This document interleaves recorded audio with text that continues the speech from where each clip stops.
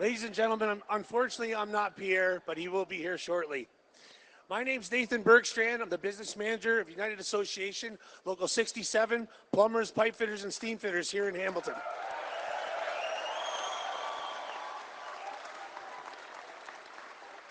I appreciate that. I'm going to get right into my speech here and try to get through this and get Pierre on the stage. As trade unionists in the past, when the table wasn't set to our liking, we've closed our eyes and sat elsewhere. We cannot afford to do that anymore. We must be at the table with both eyes open.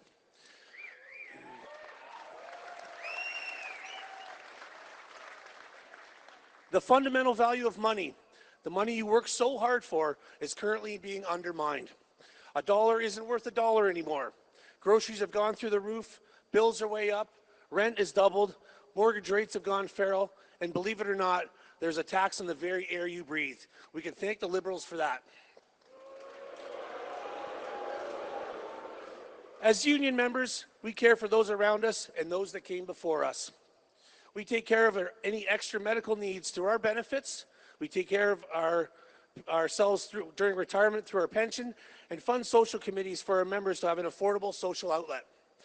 We supplement ourselves during times of unemployment with our sub-plans, during times of need with our benevolent fund, and at times of distress with programs such as the Novo. We don't need handouts. We need work, safe streets, a strong dollar, affordable homes, and the freedom to responsibly own and use our legal firearms.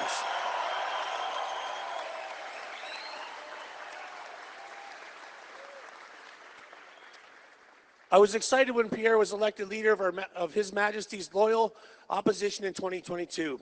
In mid-2023, I got the opportunity to meet with him while he was visiting one of our unionized fabrication shops, ES Fox in Niagara.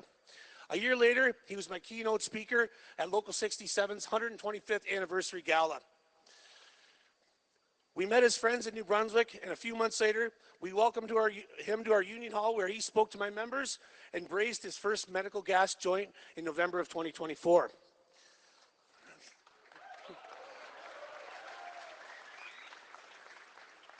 Sadly, a week after the anniversary gala, my best friend and business agent, Ken Luxon, was tragically killed in a motorcycle accident.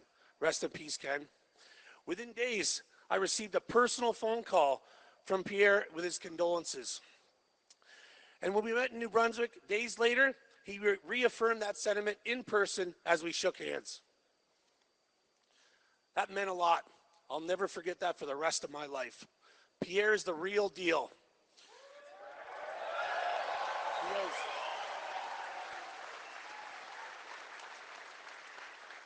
He was one of the first voices in Parliament to foresee the inflation crisis long before anybody else. We all know that.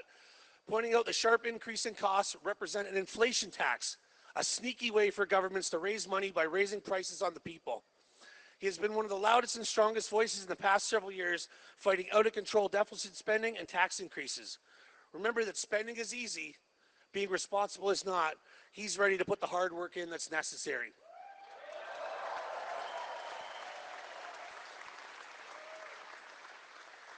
And today we face an unprecedented threat to our jobs from the South. Justin Trudeau and the Liberals have weakened Canada, and now his hand-picked replacement is a corporate sellout of the worst kind.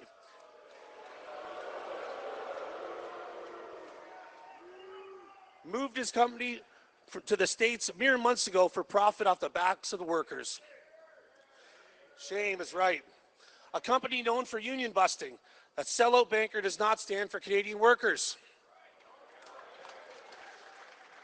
And now he's talking about increasing taxes on the steel industry here in Hamilton, threatening thousands of jobs, if not hundreds of thousands of jobs. However, Canadian workers have great hope and great promise in Pierre, who's been working closely with trade unions like mine, learning about our issues across the country. Pierre has earned my confidence and his hard work and pro-worker agenda. It's time that Canadian workers were put first for a change.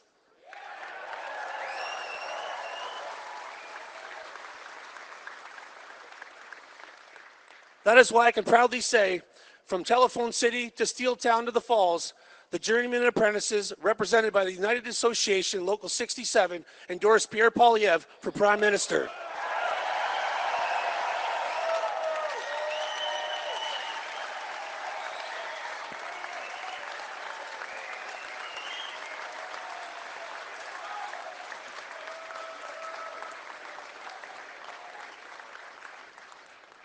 We have your back, brother.